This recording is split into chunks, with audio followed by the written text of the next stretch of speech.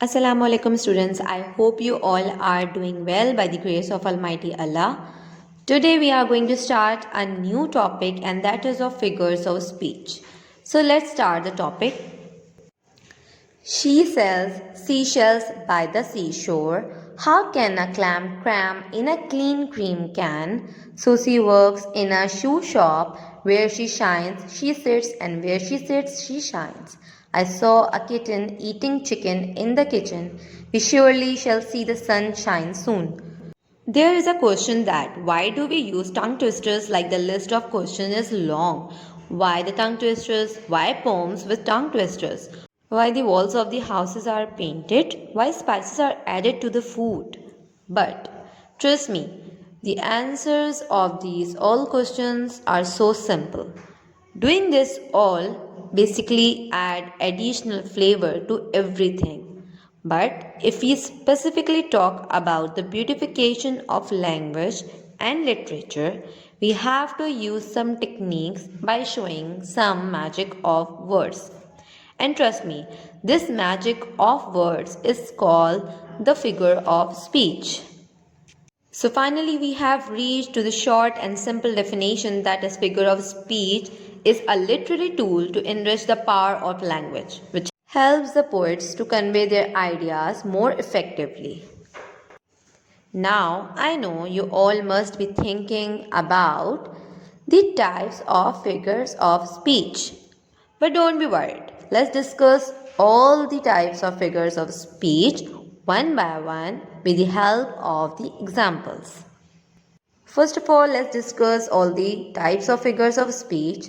The figures of speech are divided into simile, metaphor, personification, alliteration, onomatopoeia, hyperbole, and the idioms. Now, first of all, the question arises that what are the similes? Simile is basically a figure of speech that compares two things that are alike using like or as.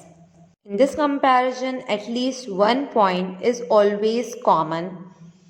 For example, Miss Henry is as busy as a bee. Here, the simile means that Miss Henry is very busy.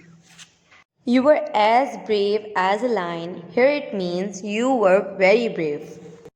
The second kind of, or you can say the second type of figure of speech is a metaphor. A metaphor is a kind of figure of speech that reflects a comparison of two subjects that are not similar but have something in common. Or you can say that metaphor is a figure of speech in which something is spoken as being something else, even though it is not that something else. Words of comparison are not used in it. For example, your brain is a computer. Means your brain is really quick, really fast. There is another example also, and that is time is money.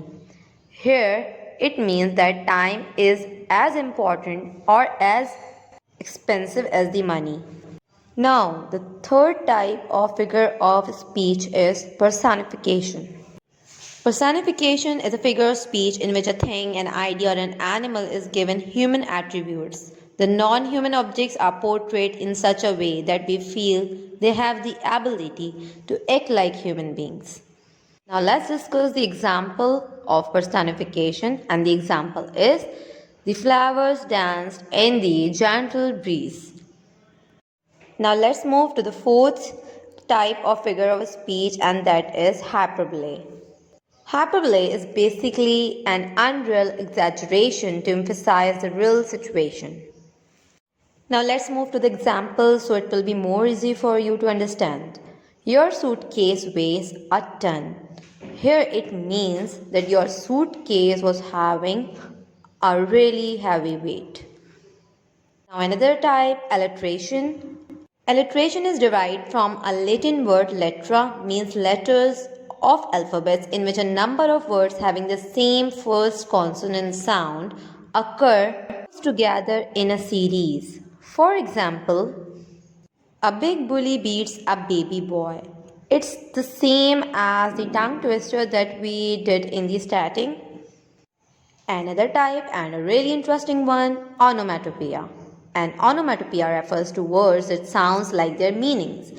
It means making of a name or word that mimics the sound being uttered or spoken. For example, the buzzing bee flew away. The large dog said, "Bow wow."